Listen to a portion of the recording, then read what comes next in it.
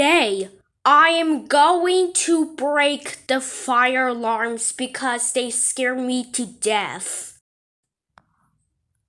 Not so fast! You are not going to break the fire alarms. You know we installed fire alarms for a reason and it must be safe. You are not going to break the fire alarms, so no. I cannot believe I am not going to break the fire alarms. She's a tattletale and she's getting annoying. Wait a second, I have a better idea.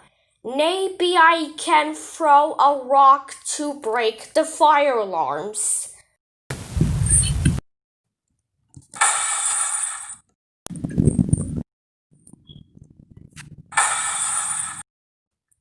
Stop right there! You are not allowed to pulse to break the fire alarms. Get in my office now. Bob, I just saw you on a security camera. You throw a rock to break the security cameras. You know you do not pause to do that to school property at all. And also, we installed fire alarms for a reason and we have to keep us too safe. You don't ever do that to school property at all. For that, you are expelled and I am going to call your parents.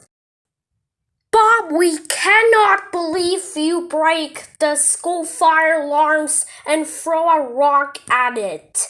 That's it. You are grounded for a whole month. Now go to your room now.